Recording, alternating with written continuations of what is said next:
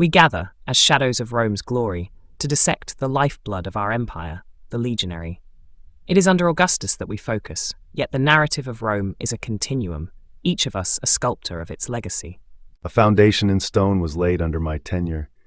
The legionary's life, meticulously ordered from dawn till dusk, speaks of Rome's iron discipline and unmatched power. Discipline, you say, Augustus? It was I who crossed the Rubicon, who saw in each man the potential for greatness. The legionary of my era thrived on valor, not just order. Valor? Discipline? Mere words. Under my rule, fear and loyalty walked hand in hand. A legionary's life was one of mystique, glory, and the occasional dive into madness. Ah, but what is a legionary without the artistry of war, the poetry of conquest? My reign celebrated the spectacle, each soldier a performer in the grand theater of empire. You all speak of legions and their glories, yet it was faith that truly forged our soldiers' invincibility, the divine favor, a shield no enemy could shatter. Faith, Constantine, a tool perhaps, but the legions needed Rome's engineering, her roads, her tactics reshaped by the lessons of history. Roads? Tactics? They are but dust without the spirit of the legionary. It was their ambition, their Roman heart, that conquered the world. Indeed, the heart. Yet, let us not forget the weight of the armor they bore, the swords they wielded in Rome's name, the discipline to march, to fight, to die. It was their gift to us. And what of the games, the bread? Did we not entertain, elevate their spirits amidst blood and sand? My reign knew how to inspire or terrify. Terra Caligula? True inspiration flows from the muse, from the lyre and the voice. War, too, is an art, one that demands the utmost expression. Yet, amid the din of battle, it was faith that guided their hands, their hearts. We built not just on the might of arms, but on the bedrock of belief. Belief is well, but the empire demanded more. It demanded order, structure. My reforms ensured not just survival, but the thriving of Rome's dominions. Let us dive deeper into these currents that define the world. Valor, discipline, faith, and fear, elements that crafted the legionary's day, elements that we shall explore. This is but the beginning of Rome's tale, retold through the eyes of those who shaped its destiny.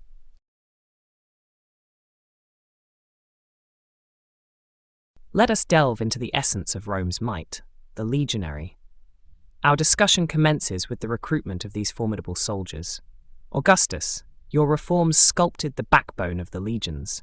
Share your wisdom on this foundation. The might of Rome, vested in its legions, demanded transformation.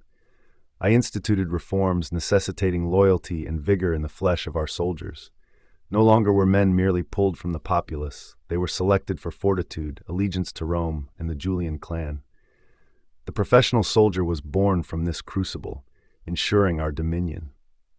Ambitio et virtus. Your reforms, Augustus, molded a formidable force, yet the raw ambition and valor of a man, these are qualities innate and should be the primary criteria. In my legions, it was the fire in a man's heart that elevated him. The reforms structured this fire, but did not kindle it. Loyalty, yes, but inspired through awe and fear, not blandishments or the promise of coin. Imagine a legionary swearing fealty over an exotic beast or in the presence of a deity manifest. Unconventional, but imagine the tales, the mystique surrounding such a recruitment. Tales and mystique might feed the imagination, but do not win wars. Efficiency, loyalty to the state, and rigorous standards ensure the continuity of Rome's might. Your ideas, Caligula, verge on the theatrical, not the martial. Yet inspiration draws men to valor. Augustus speaks of continuity, but it was our legions, inspired by direct action and personal valor, that carved the empire. Insightful perspectives, each reflecting the essence of Rome. But let's ponder the balance between the discipline and structure of Augustus and the raw, unrefined courage Julius admires. Is there not merit in Caligula's theatrics if it inspires loyalty, albeit through fear? Discipline and structure are paramount. A legionary's might stems from unity, a collective spirit forged through stringent criteria and rigorous preparation. The theatrics of fear are but a shadow of true loyalty. Unity, yes, but born from shared strife and ambition. A legionary must first and foremost be a man keen for glory, not merely a cog in the machinery of war. A balance, perhaps, but leaning toward the valor in a man's heart. Fear, awe, loyalty, different facets of the same coin. A legionary should be prepared to march into Tartarus if commanded. How this loyalty is inspired is a matter of creativity. Thus, our discussion illuminates the complexity of Rome's might, a blend of discipline, ambition, and controversially spectacle. Each perspective a facet of Rome's indomitable spirit. Let us delve into the essence of martial prowess, the daily regimen of our legions. Julius, you laid the foundations. Share your insights. Discipline, above all, is the bedrock of training. I demanded complete dedication. Our foes feared not just our strength, but our relentless preparation. Maneuvers from dawn till dusk, a legionary's life was shaped by the rigorous demands of combat practice and physical conditioning. Admirable, Julius. Yet under my reign, such training was honed to perfection. We structured the regimen, introducing a systematic approach that ensured not just the physical readiness, but also the strategic versatility of the legions. It was about sharpening the mind as well as the sword. Indeed, the body and mind, but what of the spirit? Under my guidance, the religious rites were intertwined with military training. The morale, the faith in divine victory, became as crucial as the grasp of a gladius. Do not underestimate the power of belief in strengthening a soldier's resolve. Ah, faith. Faith in the gods, or faith in one's emperor. My loyal soldiers were driven by incentives far beyond the mundane.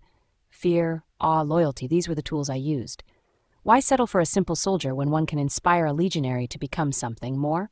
Fear and awe are fleeting, Caligula. True loyalty comes from respect, from seeing their leader beside them, sharing in their toils. My soldiers marched with me, not for me. That is the essence of true discipline and training. Yet, Julius, ambition unchecked by structure can lead astray. My reforms ensured that loyalty and training were not reliant on a single figure, but were woven into the very fabric of our military might.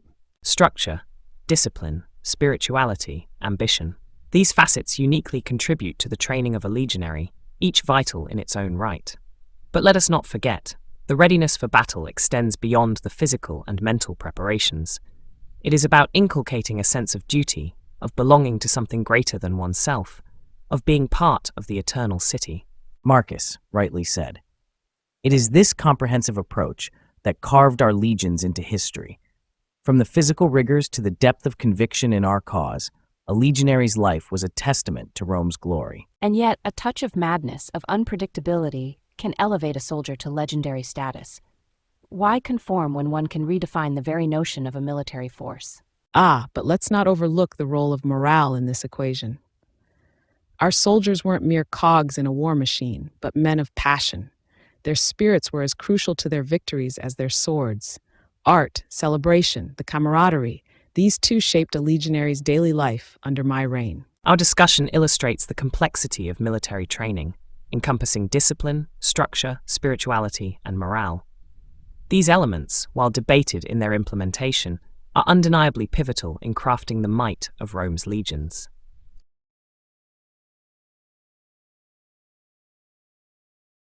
Let us now deliberate on the armor and equipment of our legionaries.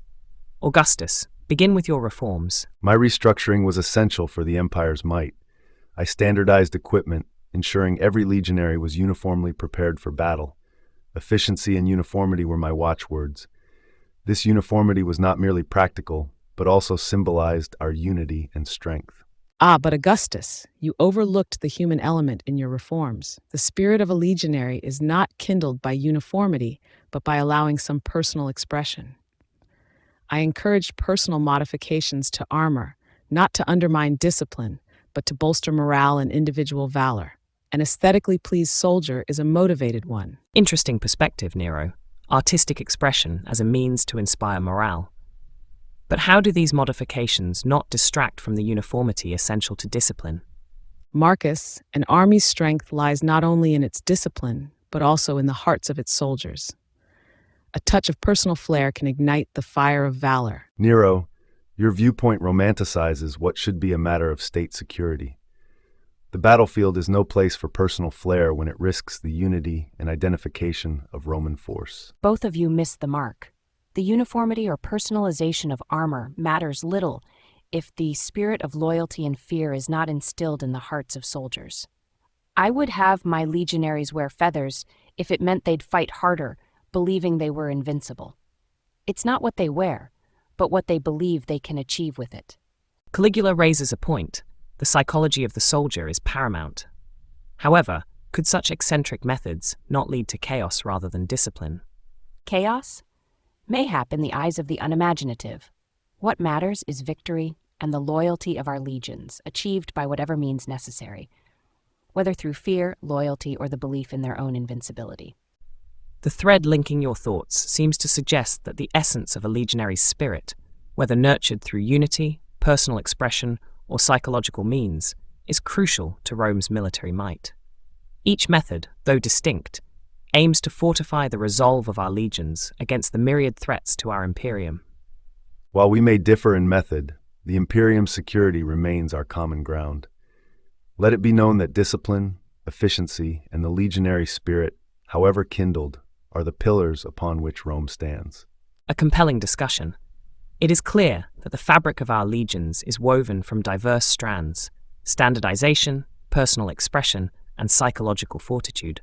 Each approach reflects the unique ethos of its era, contributing to the legacy of Rome's military dominance. Let us proceed to our next topic. Let us now consider the sustenance of our legions, a matter critical to the might of Rome.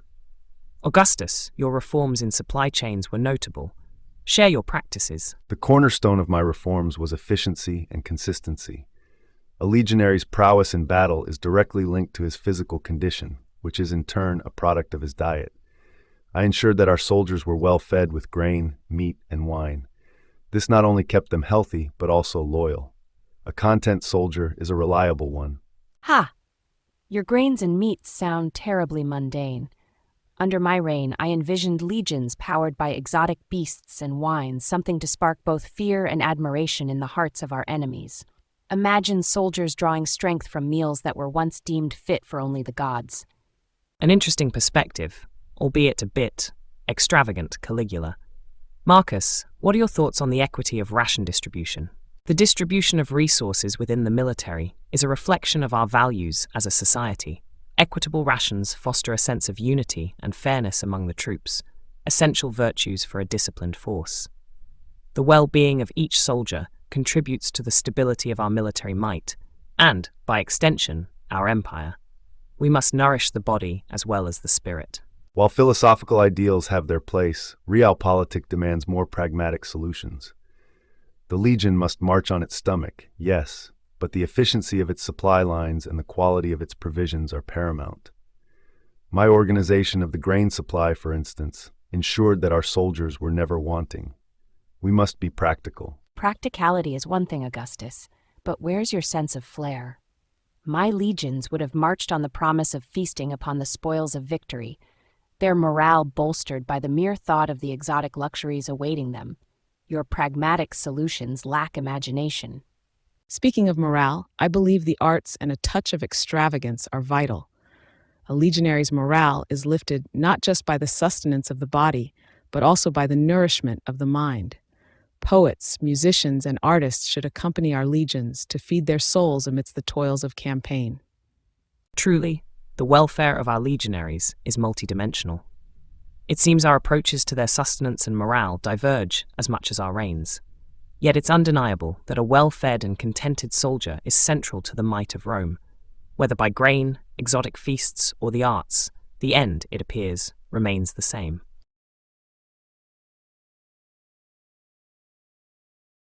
The organization and daily life within the camps of our legions are as crucial to our might as the strength of our soldiers.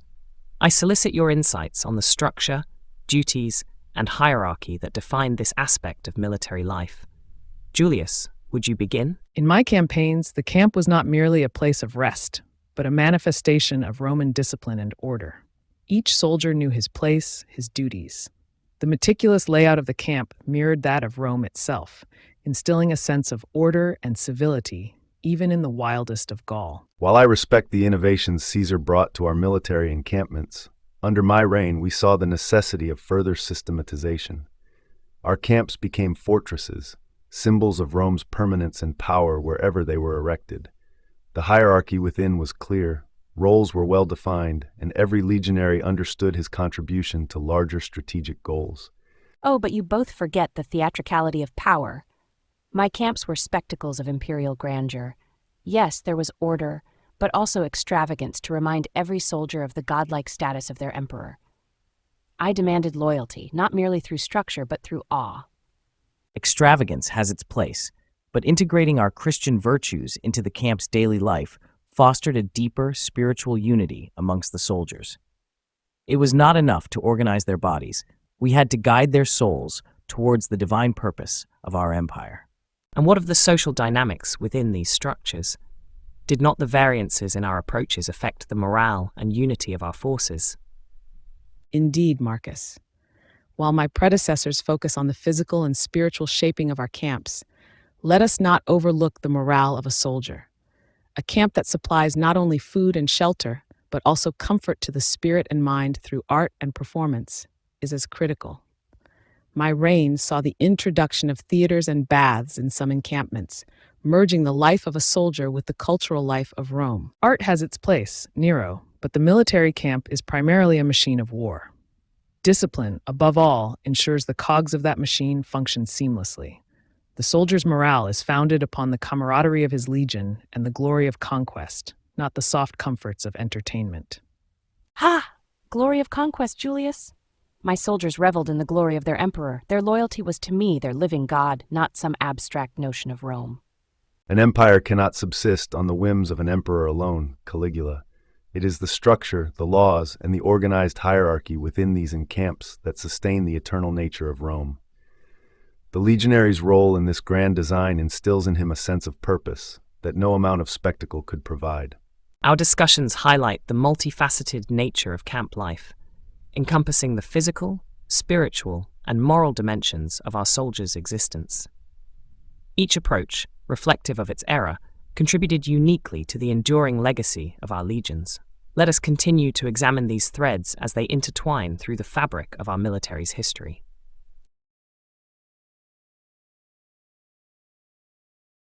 Let us delve into the essence of mobility in military conquests. The Roman legion's capacity to move swiftly and efficiently across vast terrains was unparalleled. Augustus, you have restructured the logistical aspect of our military. Share with us your insights. Indeed, Marcus. The network of roads my administration has constructed not only served the populace, but was instrumental in the rapid deployment of our legions. Efficiency in movement allowed us to respond swiftly to threats and project our power far beyond Rome's borders. Our predecessors laid the groundwork, but it was under my rule that we saw the true integration of logistics and strategy. With due respect, Augustus, the groundwork you speak of was not merely laid but perfected during my campaigns. My legions marched across Gaul and into Britannia with a swiftness that shocked our enemies. It was ambition, not roads, that propelled us forward.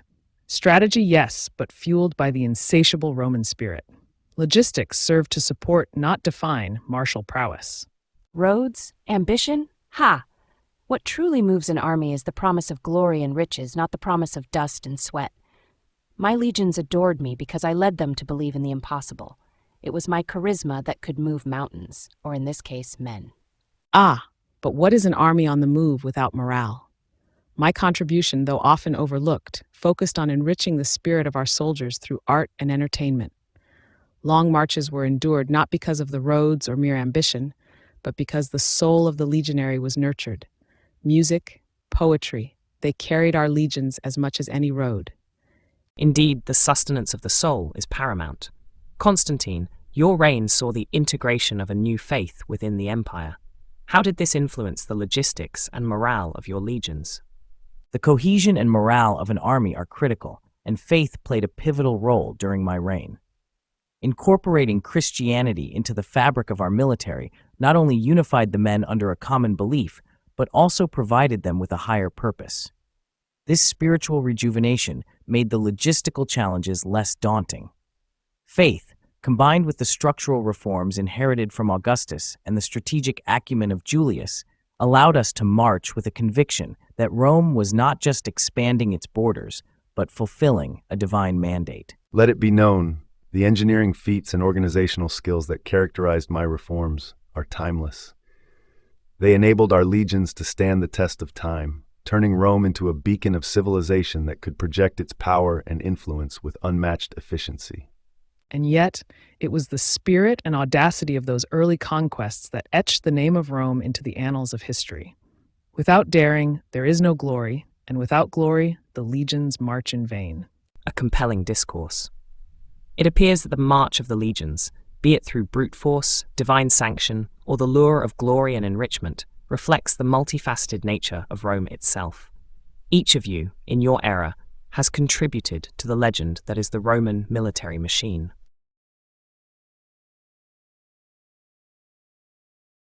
The legion's tactics and formations under my rule, vita et sanguis of Rome's military might, were honed through careful analysis of past conflicts. By reorganizing our forces, I ensured that flexibility and discipline became the hallmarks of our approach. Flexibility, you say? My tactics were born on the battlefield from the realpolitik of war. The formations I devised allowed us to adapt rapidly, striking with the ferocity of Mars himself. Without such innovations, Augustus, your reforms would lack foundation. The evolution of warfare, as discussed, reflects not just on martial prowess, but on the very anima of Rome. Augustus, your strategic foresight certainly built an empire, but Julius, the groundwork was indeed yours. How do you reconcile these advancements with the human cost? Marcus, the expansion and security of the empire justified the means. My reforms ensured a stable structure, allowing Rome to thrive. The legions were not just instruments of war, but of peace and civilization. Ha! Stability? The only reason your legions were so disciplined was fear and the promise of coin. True loyalty comes from awe and a touch of madness. My Praetorian Guard would have eclipsed your legions in devotion had they been properly motivated by innovative means. But what of the soul of the legionary amidst these tactical and strategic evolutions? My own contributions to the morale and spirit of our forces cannot be understated. The arts and spectacles play as crucial a role in warfare as the sword.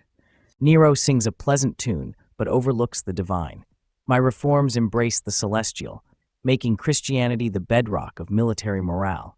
Faith in the Almighty guided our hands in battle, a tactical innovation that unified the hearts of the legionaries. Divine or not, Constantine, the essence of war remains the ability to outthink and outmaneuver one's enemy. Faith, fear, coin, these are but tools to that end.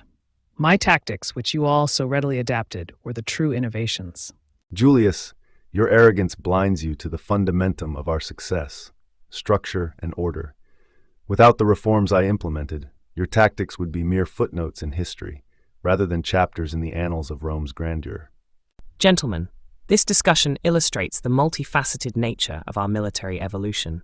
From Julius's tactical genius and Augustus's structural reforms, to Constantine's integration of faith, and even Nero and Caligula's unique perspectives, we witness Rome's adaptability. Warfare, it seems, is both a science and an art, shaped by the minds and souls of its people.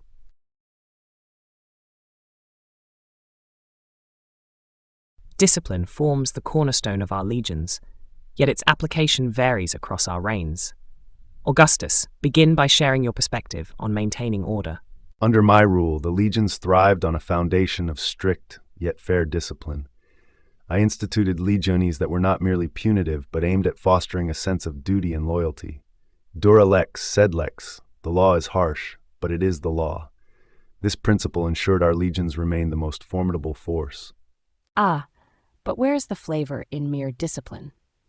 Discipline should evoke fear and submission. I preferred methods that would, how shall we say, leave an impression. Why settle for mere order when you can have absolute devotion mixed with a touch of terror? Fascinating contrast, Caligula.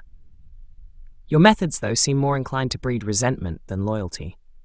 Julius, how do you weigh in on this? Discipline has its place, but it's the leader's charisma and valor that truly bind the legions together. Under my command, discipline was enforced, but alongside it, I led by example. Veni vidi vici. My men followed because they believed in our cause, not because they feared punishment. And in that spirit, discipline in my legions served not only a martial purpose, but a divine one. Incorporating religious practices into our military discipline strengthened the men's morale and their faith in our cause. This integration provided not just discipline, but a higher sense of purpose and unity. That spiritual aspect notwithstanding, Constantine, there was a practicality in the disciplinary measures I employed.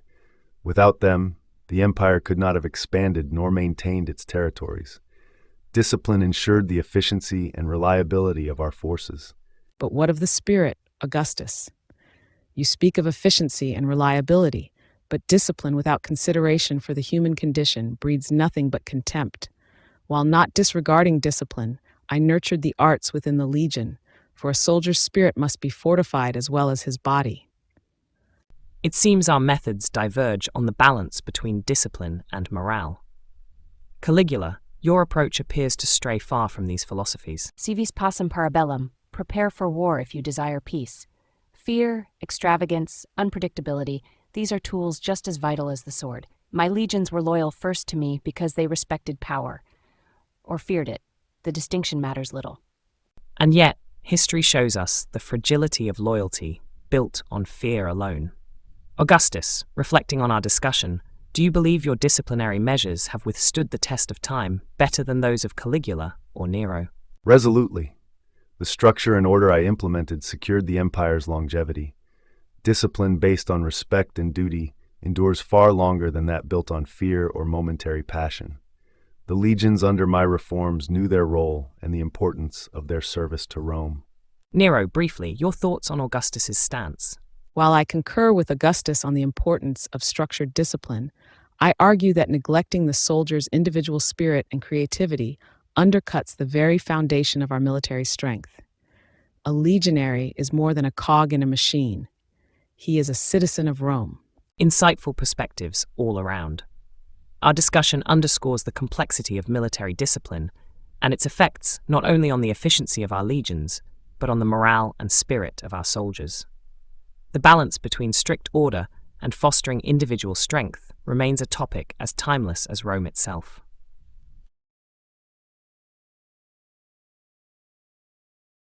We now delve into the matter of medical care and battlefield surgery, crucial to preserving the might of Rome's legions.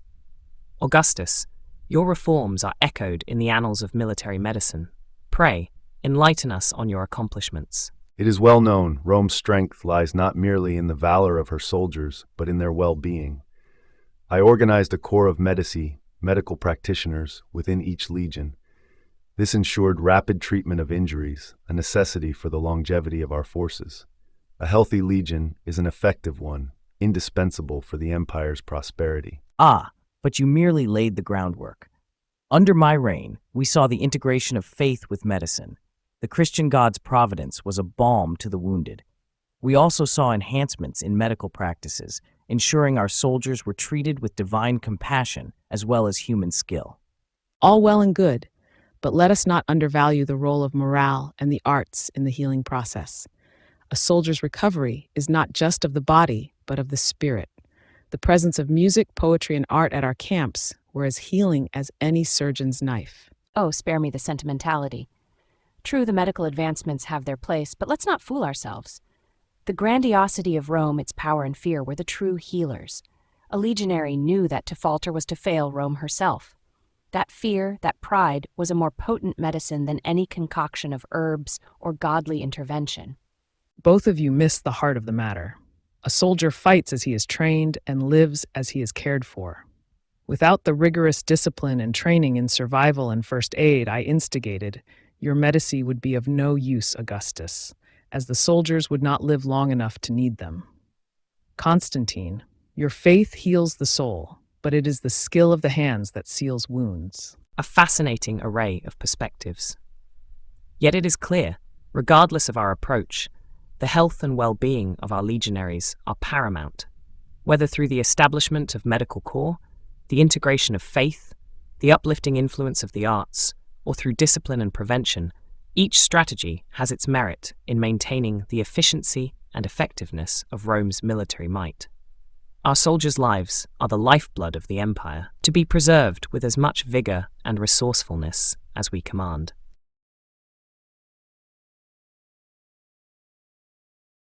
We now delve into the aspects of retirement and veteran benefits, integral components of a legionary's career. Augustus, you paved the way with notable reforms. Would you elucidate your measures and their impact? With Rome's grandeur at the heart of my reforms, I saw fit to dignify the service of our legionaries with more than just accolades. Land grants, pensions, these were not mere gratuities, but investments in Rome's future, ensuring that those who had served under the standards could continue to contribute to society. This cemented loyalty, not merely to their commander, but to the res publica itself. Laudable, Augustus. But let us not gloss over the roots of this practice. Even in my times, rewards for valor and loyalty were essential. I personally ensured that my soldiers knew they fought not just for Rome, but for a share in her spoils and for their place in history. Their lands, their riches were symbols of their valor, a physical manifestation of their service to Rome. Ah, lands and pensions, a paltry price for their limbs and lives. If I had decreed such, it would be the entire world they marched upon, not mere plots of soil. Our soldiers deserved monuments in their name, feasts in their honor, something more than just an agrarian afterlife. Caligula, ever the dramatist. Yet what is a pension but a cold comfort to a once mighty warrior? I would argue that integrating the arts, theatrics, and celebrations into their retirement honors the spirit. Our veterans should not only live well but thrive in a Rome that sings their praises, bathes in the glory of their tales. All very well concerning earthly rewards. Yet under my reign, the salvation and spiritual well-being of our soldiers took precedence. Beyond the tangible rewards, I offered them the promise of peace in the afterlife, a place in the kingdom of heaven. This, I believe, provided comfort that surpassed any material possession. A spirited discussion, indeed. Let us consider that while land grants, pensions, and spiritual promises serve to reward our veterans, the transition from the battlefield to civilian life is fraught with challenges. The state owes them not only the physical means, but also guidance and support to reintegrate into society, to find purpose beyond the legion. Marcus, your meditations are not lost on me. The veterans' role in society was indeed a concern of mine. Their reintegration held the seeds of future stability, transforming soldiers into farmers, citizens into stakeholders in Rome's prosperity. Reintegration requires more than just land. It needs recognition of their worth, beyond the armor and sword. A soldier must lay down his arms, but never his dignity. Dignity? Ha, they should be celebrated like gods feasting with Jupiter himself. But alas, too few saw it my way. Perhaps Caligula, because your ways bordered on the extravagant, neglecting the sober reality of the state. Recognition, yes, but grounded in the stability and prosperity of Rome, allowing our veterans to contribute to her culture, her legacy. It appears consensus lies in both the material and immaterial welfare of our veterans. The transition from military to civilian life represents not an end, but a new chapter in their service to Rome, with the needs of the spirit as crucial as those of the body. Let us carry forward this understanding into our final thoughts. Let us now draw our discussion to a close. The tales and insights shared today shed light on the multifaceted life of a Roman legionary, an existence dictated by both the glory and gravity of Rome's ambitions. Augustus, your reflections to begin, if you please. The legionary under my reign embodied Rome's pinnacle of order and discipline. Our military reforms not only strengthened the legions, but also secured the Pax Romana, an era of unprecedented peace. The legionaries were the backbone of this era, an embodiment of our civitas and the virtues we hold dear. Their legacy is not just in the conquests, but in the stability they provided to our empire. While I acknowledge your advancements, Augustus, it is imperative to remember the roots from which our legions sprang. It was through ambition and the valor of our soldiers that Rome's borders were expanded and her enemies quelled. The legionaries' daily life, filled with vigor and the pursuit of glory, has inspired countless generations. Their legacy is carried not just in the tales of victory, but in the very essence of Roman spirit, which cherishes bravery and honor above all. Ah, but where would the spirit and morale be without the flair for the dramatic, the fear instilled in the hearts of both foe and friend alike? The legionary's life was one of blood and spectacle, a spectacle I magnified in my reign to the heights of divine comedy. Their legacy? It is in the paradox of Rome herself, magnificent and terrible, an empire that could inspire awe and terror in the same breath. While you speak of blood and iron, let us not overlook the soul and the lyre.